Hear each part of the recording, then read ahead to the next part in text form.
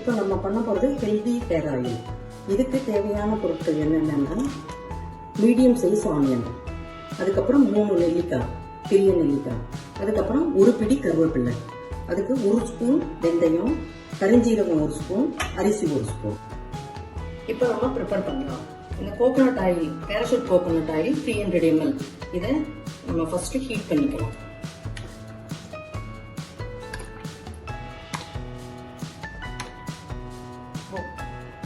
இப்போ இந்த தேங்காய் எண்ணெய் கொஞ்சம் ஹீட் ஆயிடுச்சு. ஹீட் ஆனதுக்கப்புறம் ஃபர்ஸ்ட் ஆனியன் ஆட் பண்ணிக்கலாம்.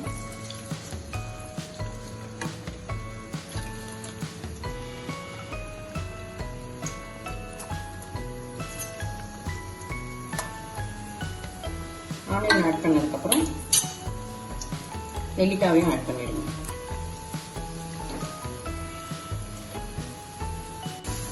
இப்போ நம்ம இந்த எண்ணெயில் இந்த ஆனியனும் நெல்லிக்காவும் போட்டிருக்கோம். இது மாய்ஸ்சர்லாம் போய் இது நல்ல ப்ரௌனிஷாக ஆகணும். அந்த ப்ரௌனிஷ் ஆகிற வரைக்கும் நம்ம கொஞ்சம் ஒரு 10 நிமிஷம் இதுலேயே இருந்ததுன்னா நல்லாயிருக்கும். இப்போ ஆனியனும் நெல்லிக்காவும் லைட் ப்ரௌன் ஆயிடுச்சு.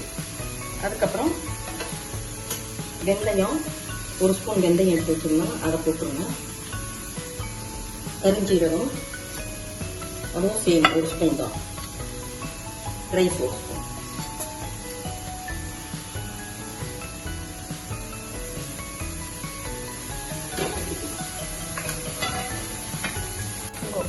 நம்ம போட்ட இன்கிரீடியன்ஸ் எல்லாம் இன்க்ரீஸ் ஆகிட்டு இருக்கு.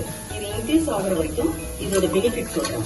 இது ஹோம்மேட் ஹெல்தி ஹேர் ஆயில். இதோட பெனிஃபிட்ஸ் இப்போ நான் சொல்ல போறேன். இது நல்ல திக்கா உங்களுக்கு ஹேர் வளர்றதுக்கு யூஸ் ஆகும். அதுக்கப்புறம் இலை நிறைய இது தடுக்கும். அதுக்கப்புறம் இதை நீங்க டெய்லி யூஸ் பண்ணிட்டு இருந்தீங்கன்னா உங்களுக்கு முடி கொஞ்சம் கூட கொட்டவே கொட்டாது. லாஸ்டா நம்ம கருவேப்பிலை எடுத்து வச்சிருக்கோம்னா அதை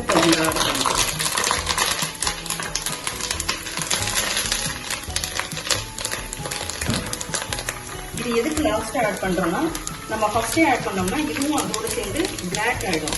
அதை லாஸ்டா ஆட் பண்ணும்போது அது பிளாக் ஆகாம கரெக்டா இருக்கும். அதனால தான் நம்ம இப்போ நம்ம homemade healthy hair oil ready ஆயிடுச்சு. இதுல போட்டிருக்கிற இன்கிரீடியன்ஸ் எல்லாமே பவர்ஃபுல் இன்கிரீடியன்ஸ். அதனால இதை ஒரு 3 days இன்ஃபியூஸ் ஆக அப்படியே விட்டுணும். 3 daysக்கு அப்புறம் இதை நம்ம ஃபில்டர் பண்ணி ஒரு பாட்டில்ல மாத்தி வச்சுக்கணும். அதுக்கப்புறம் ரெகுலரா நீங்க யூஸ் பண்ணிக்கலாம். இதோட பெனிஃபிட் என்னன்னா, இலை நிறைய தடுக்கும், முடி கொட்டுறது கம்மியாகும்.